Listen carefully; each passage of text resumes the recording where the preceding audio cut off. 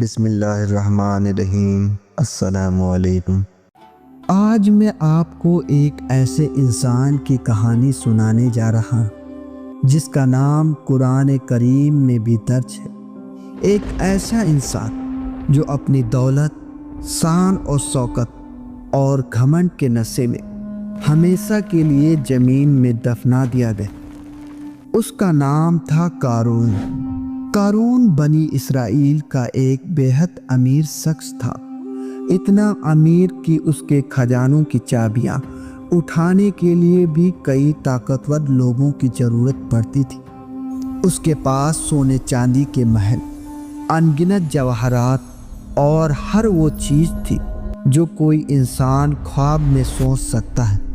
لیکن افسوس، قارون اس دولت پر اللہ کا شکر ادا کرنے کے بجائے گھمنڈ میں ڈوب گیا۔ وہ کہتا، یہ سب میں نے اپنے علم اور اپنی محنت سے پایا ہے۔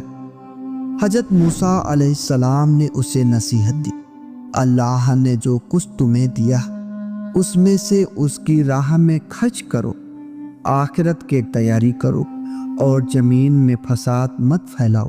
لیکن قارون نے اللہ کی نصیحت کو ٹھکرا دیا، نہ غریب کا حق ادا کیا، نہ اللہ کا شکر ادا کیا۔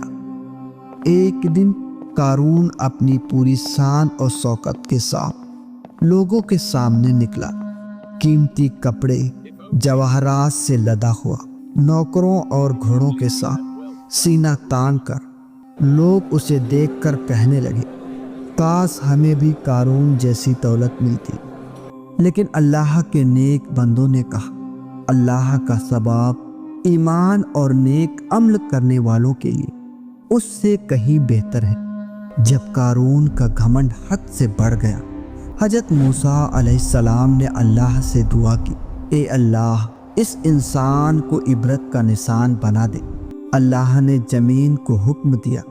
قارون اپنے محل کے آنگن میں کھڑا تھا، اچانک زمین اس کے پیروں کے نیچے سے پھٹ گئی۔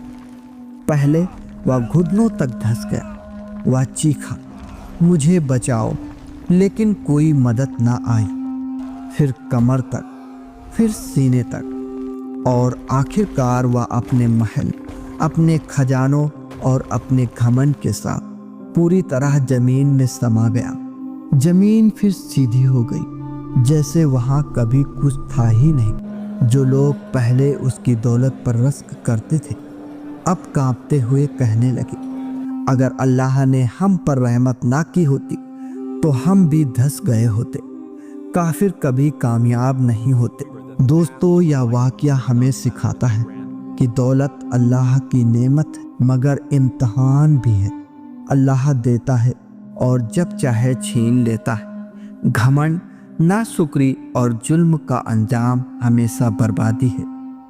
اس لیے اللہ کا شکر ادا کرو، اس کی راہ میں خرچ کرو اور ہمیشہ تواضع اختیار کرو۔ اللہ تعالی ہم سب کو ان باتوں پر عمل کرنے کی توفیق عطا فرمائے۔